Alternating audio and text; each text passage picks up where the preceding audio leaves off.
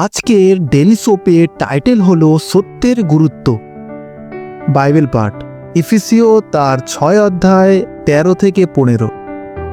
তাই তোমরা যুদ্ধের জন্য ঈশ্বরের দেওয়া সমস্ত সাজ পোশাক পরে নাও, যেন শয়তান যেদিন আক্রমণ করবে সেই দিন তোমরা তাকে রুখে দাঁড়াতে পারো এবং সব কিছু শেষ করে স্থির হয়ে দাঁড়িয়ে থাকতে পারো।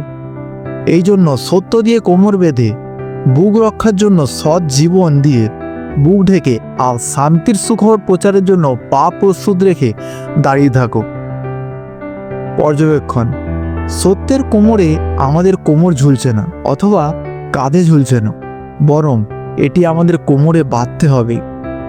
সত্য সকল বিষয়ে সঠিক দৃষ্টিভঙ্গি দেয়। এটি অগ্রাধিকার নির্ধারণ করে।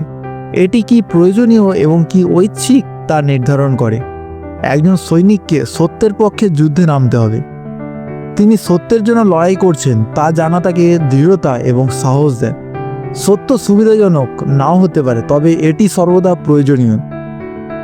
প্রয়োগ: সত্য আমাদের বলে যে আমরা আমাদের সহকর্মী বা প্রতিবেশীর সাথে লড়াই করছি না, বরং শয়তান।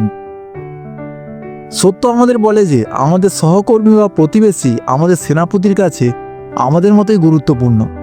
এই সত্য আমাদের শত্রুর সেনাবাহিনীতে যারা এখনও কাজ করছে তাদের প্রতি যথাযথ ভালোবাসা এবং শ্রদ্ধা বজায় রাখতে সাহায্য করে। আমরা একসময় তাদের সাথে সেই সেনাবাহিনীতেই ছিলাম এবং আমাদের প্রার্থনা যে শীঘ্রই তারা ঈশ্বরের সেনাবাহিনীতে আমাদের সাথে যোগ দেবে।